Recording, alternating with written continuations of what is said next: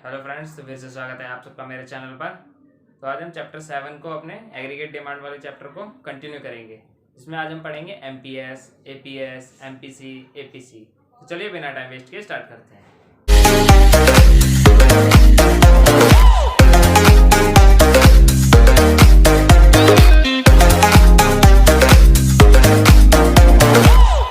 तो propensity to consume से start करते हैं, जिसमें सबसे पहला आता है हमारा एपीसी। एपीसी क्या है हमारा? ये हमें बताता है कि हमारी जो इनकम है वाई, उसमें से हम कितना कंज्यूम करेंगे। जैसे अगर हमारी इनकम है 100, हम उसमें से अगर 70 कंज्यूम कर रहे हैं, 100 रुपये में से 70 रुपये कंज्यूम कर रहे हैं, तो हम 70% कंज्यूम कर रहे हैं। ठीक है, तो ये हमें पता चलता है एपीसी से। यहाँ देखो मैंने टेबल बनाई है। हमको पता है zero level of output, zero level of income पे भी हमारा कंजम्पशन होता है, उसके क्या कहते हैं, ऑटोनोमस कंजम्पशन। उसके बाद हमारी इनकम इंक्रीज होती है तो कंजम्पशन भी इंक्रीज होता है। ये हमारी एपीसी की वैल्यू है। देखो, जब हमारा कंजम्पशन इनकम से भी ज़्यादा है तो 1 से ग्रेटर देन है, दोनों बराबर है तो 1, बाकी फिर 0.9। ठीक है, अब इसके कुछ पॉइंट्स हैं, जैसे एपीसी ग्रेटर देन 1 हो सकता है।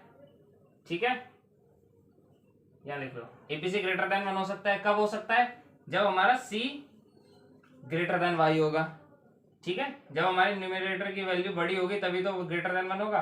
1 हो सकता है क्योंकि एक केस में हमारा वाई इक्वल्स टू सी भी होता है। ठीक है, जितना हमारी इनकम है उतना हम कंज्यूम करेंगे। उसके बाद एपीसी लेस देन 1 भी होगा। कब होगा? जब हमारा कंजम्पशन कम है वाई से। ये क्यों है? क्योंकि अब हम सेव करना स्टार्ट करेंगे। ठीक है, जो हमारी जितनी इनकम है, ये इनकम है, मान लो 100 रुपये है, इसमें से हमने 70 कंज्यूम किया तो हमने 30 सेव किया है। हमारे पास दो ही ऑप्शन होते हैं, क्या होता है, सी प्लस एस, या तो कंज्यूम या सेव करेंगे। ठीक है, APC falls with increase in income. जो हमारा एपीसी है वो फॉल करता है विद इंक्रीज इन इनकम। ठीक है, जब भी हमारी इनकम देखो इंक्रीज कर रही है तो हमारा सी, ये देखो एपीसी फॉल कर रहा है। क्यों? क्योंकि जब भी इनकम इंक्रीज करेगी तो बंदे क्या करते हैं, सेव करना ज्यादा प्रीफर करते हैं, क्योंकि जो कंजम्पशन है वो एक लिमिटेड ही तो कर सकता है बंदा। ठीक है, APC can never be zero. अब जो हमारा एपीसी है वो कभी भी जीरो नहीं हो सकता है। क्यों? क्योंकि इसे जीरो होने के लिए कंजम्पशन जीरो होना चाहिए। यहाँ पे तो हमारा जीरो लेवल ऑफ इनकम पे भी कंजम्पशन 40 है। ठीक है, तो हमारा कंजम्पशन कभी भी जीरो नहीं हो सकता, तो एपीसी भी कभी जीरो नहीं हो सकता। तो चलिए आगे बढ़ते हैं। नेक्स्ट आता है हमारा एमपीसी। अब ये एमपीसी क्या है? Change in C upon change in Y. अब ये क्या बताएगा हमें कि हमारी जो इनकम बढ़ेगी, ठीक है, चेंज इन वाई हमें इंक्रीज इन इनकम को बताएगा, तो हम कितना कंज्यूम करेंगे। ठीक है, चेंज इन इनकम तो हम कंजम्पशन कितना इंक्रीज करेंगे, ये बताता है हमें एमपीसी। यहाँ देखो, हमारी कंजम्पशन 80 से चेंज हो रही है और इनकम 100 से, तो देखो हमारा एमपीसी क्या है, 0.80, मतलब हम बढ़ी हुई इनकम का 80% कंज्यूम करेंगे। ठीक है, इसके कुछ इंपॉर्टेंट पॉइंट देख लेते हैं कि जो हमारा एमपीसी है 0 और 1 के बीच में लाया करेगा। वो 0 से बड़ा नहीं हो सकता, 0 से छोटा नहीं हो सकता और 1 से बड़ा नहीं हो सकता। क्यों? क्योंकि हमारे पास दो ऑप्शन होते हैं, या तो कंज्यूम करेंगे या सेव करेंगे। ठीक है, अगर 0 कब होगा ये देख लेते हैं। जैसे सी को 0 होना पड़ेगा तो क्या होगा, हम बढ़ी हुई इनकम का सारा सेव कर देंगे। अगर हम बढ़ी हुई इनकम का सेव कर लेंगे तो सी 0 हो जाएगा। सेम इसके अपोजिट, अगर हम बढ़ी हुई इनकम का सारा कंज्यूम कर लेंगे तो ये 1 हो जाएगा। ठीक है, यहाँ पे मतलब क्या, कौन से केस है, saving is 0, consumption is 0 and change in saving is 0। ठीक है, सेकंड आता है हमारा MPC for poor people is greater then MPC for rich people.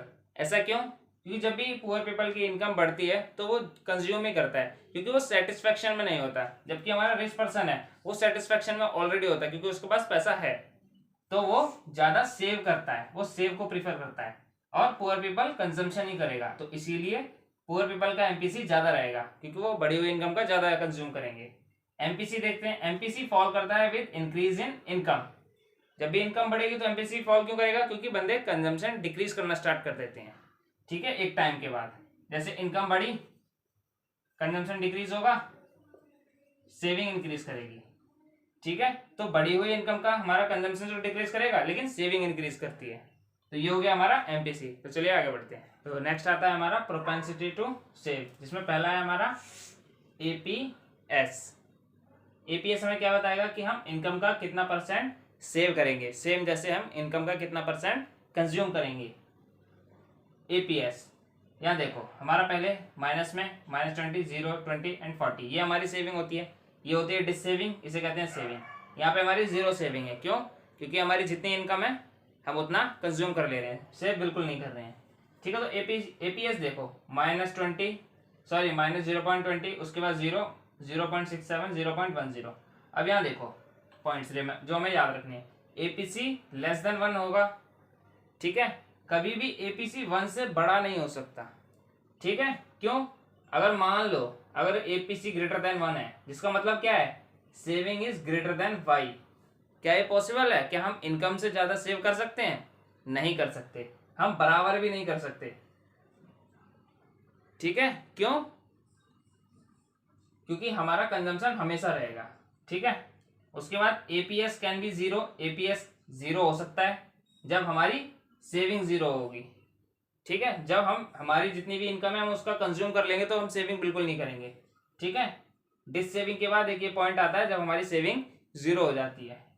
APS can be negative और लेस देन 1, एपीएस नेगेटिव हो सकता है, ठीक है, जब हम जीरो लेवल ऑफ इनकम पे भी कंज्यूम करते हैं तो हमारा सेविंग 0 होता है डिस सेविंग के केस में, और लेस देन 1 भी है, ठीक है। फोर्थ आता है हमारा एपीएस राइज करता है विद इंक्रीज इन इनकम।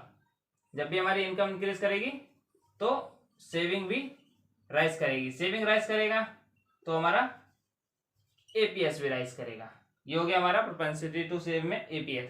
तो चलिए आगे बढ़ते हैं। नेक्स्ट आता है हमारा marginal propensity to save.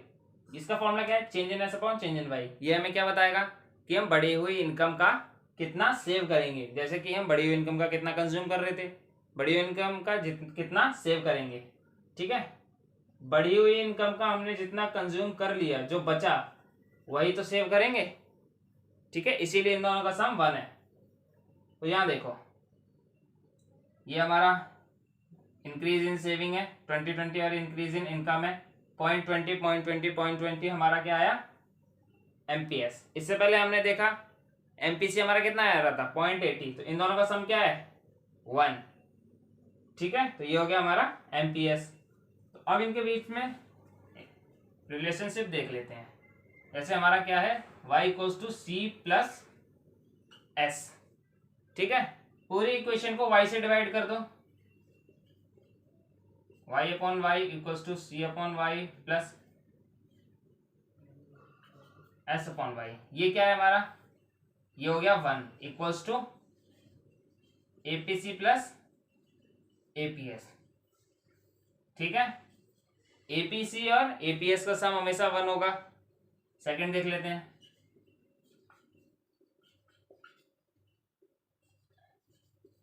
Same इसको भी चेंज इन वाई से डिवाइड कर दो,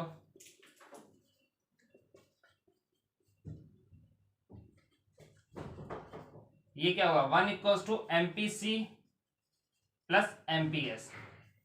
ये मैथमेटिकल रिलेशनशिप है एमपीसी एपीसी, एमपीसी और एमपीएस में, और एपीसी और एपीएस में, ठीक है। इन दोनों का जो सम होता है वो 1 रहेगा, ठीक है। तो और इक्वेशन देख लेते हैं हम। कंजम्पशन की हमारी इक्वेशन क्या होती है? सी बार प्लस में बी वाई। बी क्या है हमारा यहाँ पे? एमपीसी। ये है हमारी कंजम्पशन कर्व की इक्वेशन। सी बार क्या है हमारा?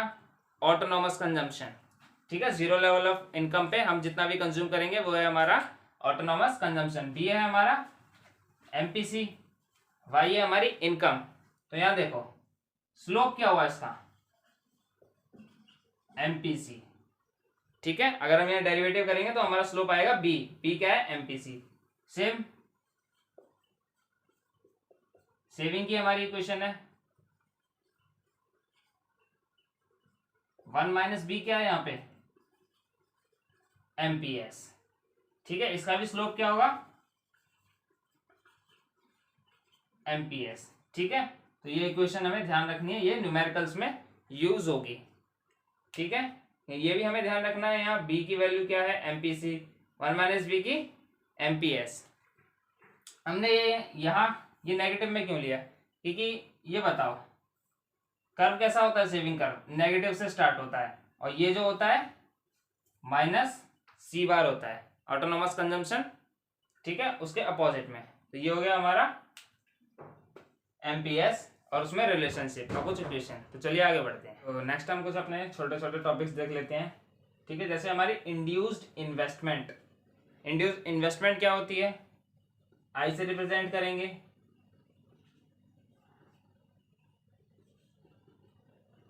इन्वेस्टमेंट जो डिपेंड करती है इनकम पे। ठीक है, इनकम बढ़ेगी तो इन्वेस्टमेंट भी बढ़ेगी, ये होती है हमारी इंड्यूस्ड इन्वेस्टमेंट। लेकिन हमारी एजम्पशन क्या है यहाँ पे कि हमारी इन्वेस्टमेंट स्थिर रहेगी, कांस्टेंट रहेगी। ठीक है, तो हमारे यहाँ पे इन्वेस्टमेंट आई बार है जो इनकम पे डिपेंड नहीं करती, वो इनकम का फंक्शन नहीं है। ठीक है, इनकम के साथ जो रिलेशन है इन्वेस्टमेंट का वो हमारी इंड्यूस्ड, और जिसका नहीं है वो है हमारी ऑटोनोमस इन्वेस्टमेंट। ठीक है, x एंटे saving and x एंटे investment क्या है, एक्स एंटे सेविंग होती है हमारी प्लान्ड सेविंग। हम पहले से प्री प्लान करते हैं कि हम फ्यूचर में इतना सेव करेंगे और इतना इन्वेस्ट करेंगे, तो ये होती है हमारी एक्स एंटे इन्वेस्टमेंट जो हम फ्यूचर में प्लान करते हैं। X post saving and x post investment, future की तो हमने बात कर ली। अब जो एक्चुअल सेविंग है हमारी, हम जितना सेव कर रहे हैं वो हमारी x post saving, x post investment हमारी एक्चुअल इन्वेस्टमेंट।